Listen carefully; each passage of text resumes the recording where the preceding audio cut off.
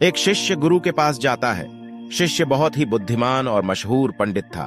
वो गुरु से भी ज्यादा मशहूर था। उसे सारे शास्त्र कंठस्थ थे। शिष्य को बस एक ही समस्या थी कि वो सभी शास्त्र कंठस्थ होने के बाद भी सत्य की खोज नहीं कर पाया था। ऐसे में उसने अपने जीवन के अंतिम क्षणों में गुरु की तलाश शुरू की। उसके नसीब अच्छे थे कि उसे गुरु मिल गए। वो गुरु के शरण में पहुंचा।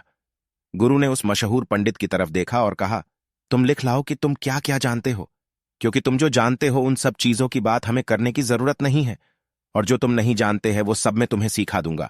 शिष्य को वो जो भी जानता है वो सब लिख के वापस आने में करीब 1 साल जितना लग गया। शिष्य को बहुत सारे शास्त्र याद थे, इसलिए वो सब लिखता ही रहा, लिखता ही रहा। लिखते लिखते कई सारे पृष्ठ भर गए। उसने जो भी लिखा था उसकी वो एक पोथी लेकर अपने गुरु के पास करीब 1 साल बाद आया। गुरु ने कहा, यह बहुत ज्यादा है, मैं इतना सब नहीं पढ़ पाऊंगा, क्योंकि मैं अब बूढ़ा हो गया हूं, मेरी मृत्यु करीब है। तुम इसे संक्षिप्त कर लाओ, सार लिख लाओ। शिष्य फिर से चला जाता है। इस बार उसे 2 महीने लगते हैं। इस बार उसने केवल 100 पृष्ठ भर के लिखा, और वो वह 100 पृष्ठ लेके गुरु के पास गया। गुरु ने कहा, यह भी ज्यादा है, इसे और संक्षिप्त करके लाओ।